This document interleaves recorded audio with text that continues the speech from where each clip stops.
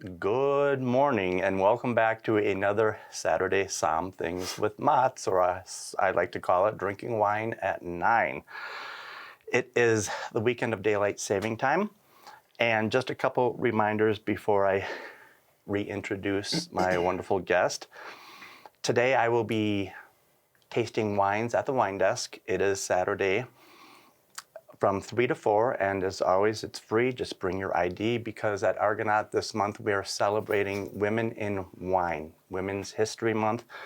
And today we have a couple of wines made by a female winemaker. And just a quick reminder, please, you have 2 weeks left to vote for Argonaut Best Liquor Store. We would appreciate your love. Just pick up a Westward and give us a shout out. Vote for us.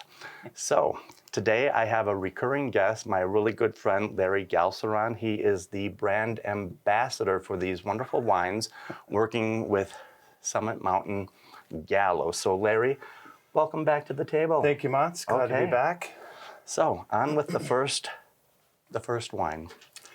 So J Winery, Judy Jordan started this in 1986. Wanted to focus on Burgundian varietals, and what's unique is not only does she focus on sparkling, but also still wines, Pinot Noir, Chardonnay, Right. And Pinot Gris.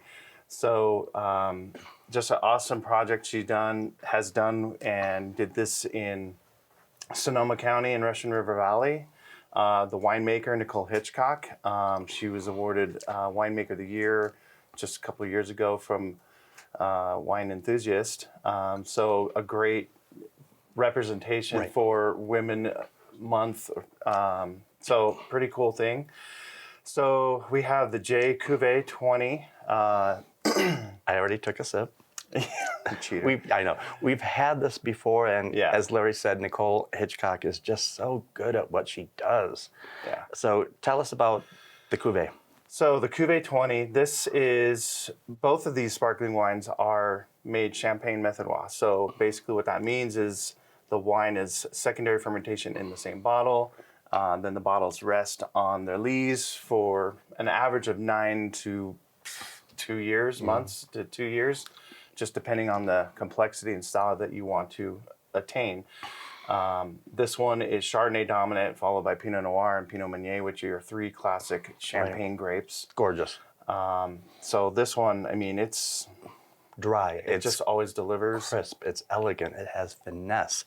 I'm getting stone fruit, a little lifted pear, some peach blossom, tangerine.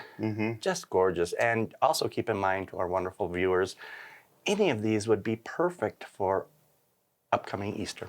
Yes. Yeah, I mean, look at the colors. Look at the colors at this table. Perfect for Beautiful, Easter, perfect beautiful. for just celebrating anything. Daylight saving time. Yeah, there you go. So, wine number 2. So wine number 2, the Rosé. This one is predominantly Pinot Noir, then Chardonnay and some Pinot Meunier. I love the color. Same thing. A beautiful wine. Not to be redundant, but it really sparkles. It is just hibiscus, cranberries on the nose. It is, I get boysenberry, raspberry.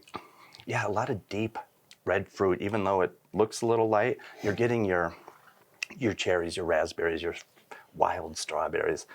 And it's always been a fan favorite. It's always been a staff favorite. Very affordable. Miss Sheila already has these on sale. Yeah. This one you get a little bit of the terroir as well. Just a little bit of that slate and some Limestone minerality. Yeah.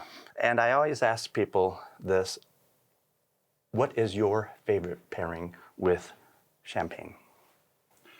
I mean, for me, it's oysters. I mean, you could do Fried- salad, cheese. fried chicken. It's actually very versatile. Can go almost with anything. Yeah, it's a nice way to start the evening, a celebration, a birthday, a holiday. You don't need food to pair with it, No, but it's always nice to have. it's a great food I like wine. this. It is just beautiful.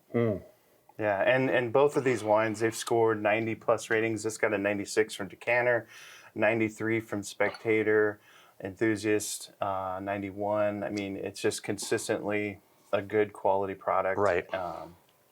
Love it. So yeah. Okay, now let's go on to Rombauer. Everybody loves Rombauer. So please tell us about. So Rombauer. So Kerner Rombauer, he was a pilot for 30 years, and he moved his family, his wife Joan. They moved to St. Helena in the 70s and wanted to get into the wine industry. They worked at Con Creek Winery for a few years, kind of get an understanding of the business. Then they started in 1980. And Joan actually went to work for Stag's Leap Winery Right. for about 12 years, trying to understand more of the business side of things and the other aspects of the business. They started making some wines in 1980. So Rombauer Chardonnay, most people are very popular with this Chardonnay. It's what you could call a butter bomb. It can be. Because it does have some butteriness, but it still shows a lot of great acid and lots of fresh fruit. It's crisp and clean. A lot of malolactic fermentation. Yes. New oak and French oak. And French oak always gives wine, red or white, that creaminess, that texture, that character that people love. And so many wineries out there have tried to imitate Rombauer without success because they're in a class by themselves. Richie Allen, he's the winemaker and he knows what he's doing. He has since 1982 with the Chardonnay.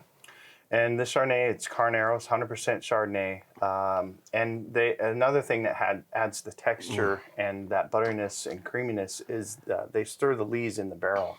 About every 9 to 10 days, they'll stir those lees up and get them interacting with the wine. So it just adds a whole nother layer of complexity to it.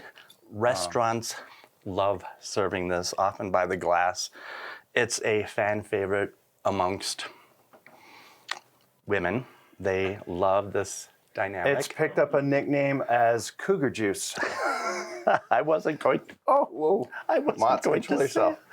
I wasn't going to. That was funny. I wasn't going to say it. I had to, but it's. I mean, honestly, it's a great Chardonnay. It's won 90+ ratings every single vintage since it's been released. It's a lovely wine. It really is. It has style and character and a nice mouthfeel, and it's just so beautiful. So, our apologies to the Rombauer Winery, but we love you and we sell so much because you're so good at what you do, which brings us to the Rombauer Zinfandel. So this one is coming from 4 areas. Amador County is the lead. About 50% of the fruit comes from there. Then you have El Dorado, a little bit of Napa, and a little bit of Lake County. So it's a nice blend. They have it California appellated, so they can source the fruit depending on the vintage to get the right blend and style. And this one is coming in at a good alcohol level, but it's not hot. It's easy. It's balanced. It's 15.9, which is beautiful because you're getting your black fruit, your black raspberries, your black cherries, your black boysenberries. Yeah. And it's still lots of black fruit. Right. Black walnuts.